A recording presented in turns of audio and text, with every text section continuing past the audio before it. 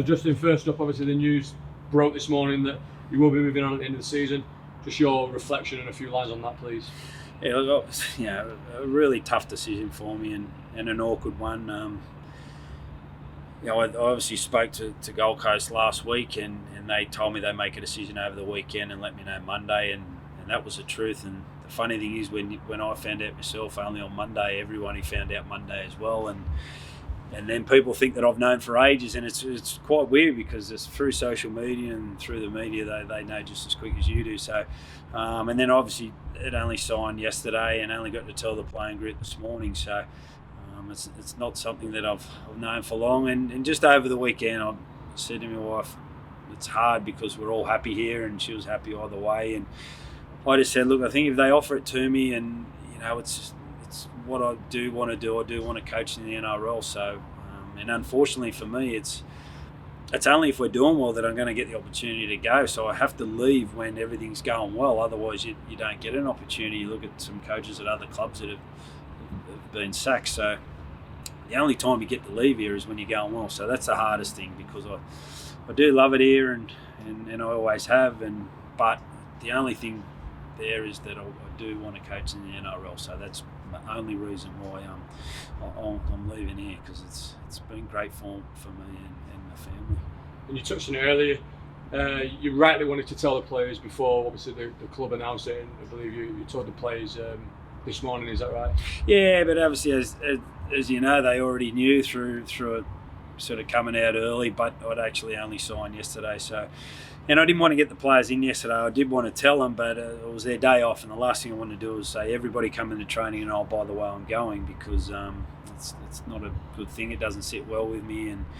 And obviously with everything it being on a high that we've made Wembley, and then I throw a little dampener in about me leaving. So it doesn't sit well with me. But as I said, I think, but also it's a great feeling knowing we are going to Wembley, so we can forget about me. Then it's not focused on me. It's focused on the team and the town and the club. So. And you touched on it there.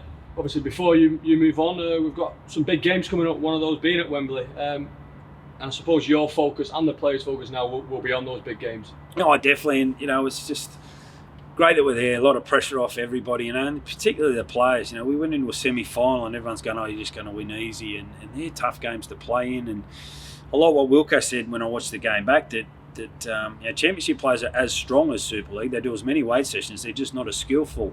And unfortunately, with the conditions the way we were, we tried to be more skillful than them, and it didn't work. So, but we settled there in the second half and got a good win, and a lot of pressure off the players' shoulders. We all know we've got the semi-finals wrong in the past. So, to be at Wembley finally, it's great news for everyone, and I'm relieved and also excited.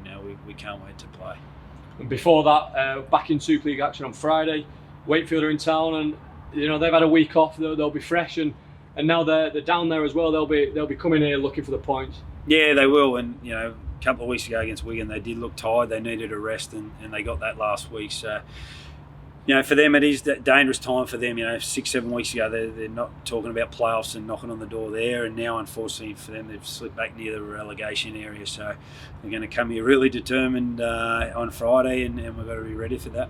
And the likes of Danny Brough, Jacob Miller, and Big David Fafita as well. They've got some good players we need to keep an eye on. Yeah, they do, and on their day, they're as good as any side.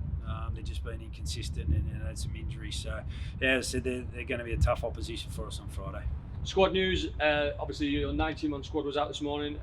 Alex misses out with that eye injury, I think, and Morgan Knowles is out as well. How long are you expecting those two to be out for? Yeah, hopefully only a couple more weeks. Obviously, Alex picked up his eye injury, unfortunately, against Halifax, so he'll be a couple of weeks, and Morgan Knowles probably the same. So it's great that we'll get Zebby Taylor back this week. He's missed 5 or 6 weeks, so it'd be great to have him back this week. And a few options again at fullback.